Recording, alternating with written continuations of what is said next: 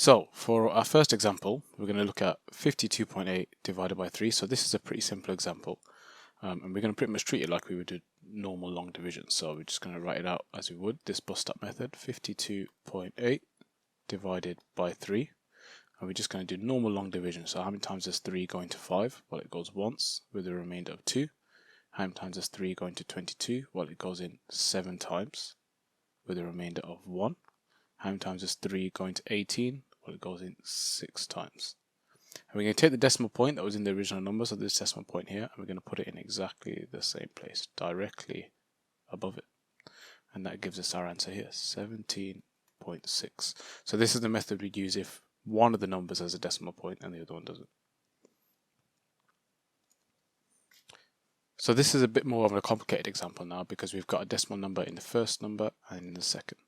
So what we have to start thinking is how can we get rid of this decimal point to make this sum a lot easier.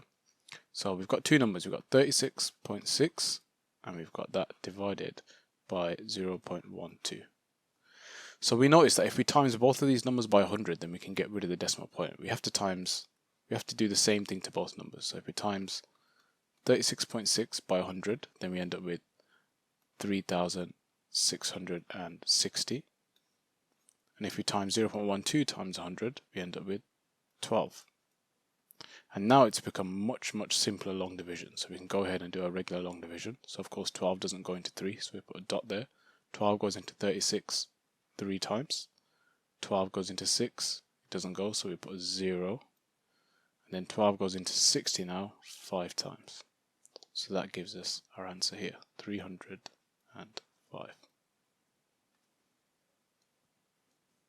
So here's our next example. So you can see that we've got 4.6 times 2.7, so again 2 decimals. So when we're multiplying, we're going to use a slightly different method to the previous example. So we're going to write out 4.6 times 2.7, and we're going to count the total amount of numbers behind decimal points. So we got one number behind a decimal point here and one number behind a decimal point here. So once we know that, so we know there's 2 numbers in total behind decimal points, we're just going to put that number to the side for a second.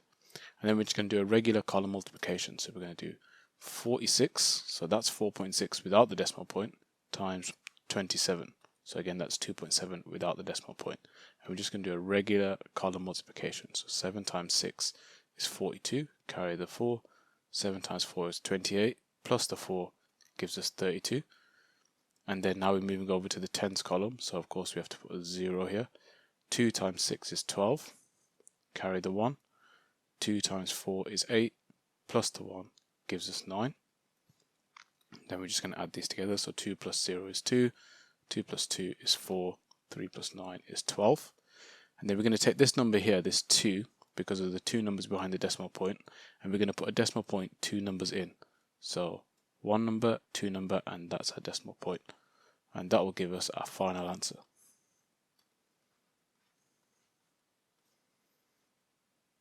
$12.42. And that's going to be it for today, guys. Just a quick lesson on multiplying and dividing with decimals. Be sure to check back next week for our next lesson in Foundation GCSE Maths.